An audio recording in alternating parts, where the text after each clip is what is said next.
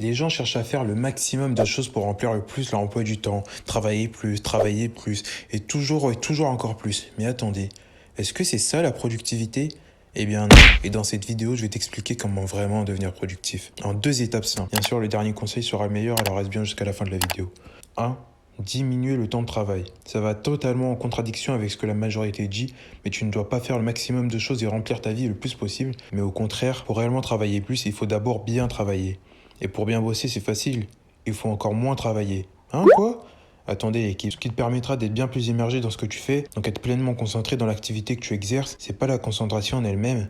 Ça, j'en parlerai dans une autre vidéo, alors abonne-toi. Mais une autre métrique importante qui s'appelle de l'efficience, c'est-à-dire la performance que tu vas accomplir. Et le mieux pour ça, c'est de le faire en un minimum de temps. Et tu dois toujours chercher à être efficient et pas efficace, qui est lui juste la preuve que la chose qu'on vient de faire est fonctionné. Contexte. Prenons Max. Jeune étudiant en école de commerce qui lui est efficient.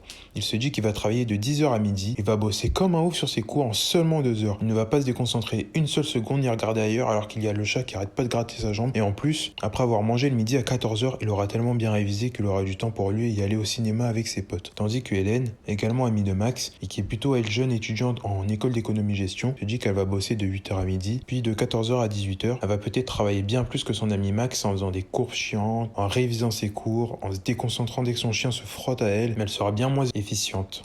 Pourquoi? Car comme je l'ai déjà dit, elle a voulu chercher l'efficacité, c'est-à-dire de faire un bon score parce que dans sa tête, travailler plus en un maximum de temps, c'est ça le boulot et la productivité, et c'est ça qu'on nous dit à l'école.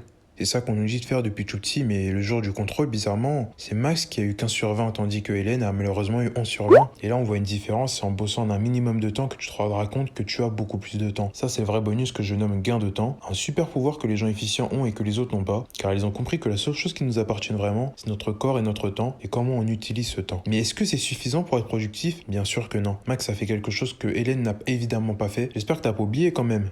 Max s'est accordé une récompense. Et ça, c'est la deuxième étape, la récompense. Une chose qui te fera plaisir après avoir bien taffé, l'équipe. Après avoir bien taffé. Max est allé au cinéma avec ses potes après avoir bien été efficient en un minimum de temps, alors que Hélène n'était absolument pas immergée dans ce qu'elle faisait, puisqu'elle se forçait à faire plus que sa concentration ne le supportait.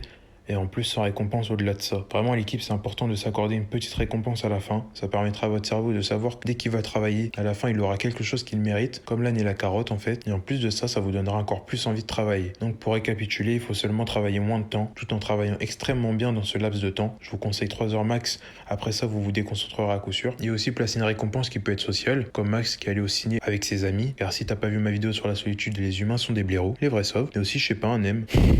Une vidéo aussi bien que la mienne, bref, quelque chose que tu aimes vraiment. Et voilà comment vraiment devenir productif. J'espère que la vidéo vous aura plu. N'hésitez pas à vous abonner, liker Tanahashi Monogatari. Sur ce, suivez votre passion.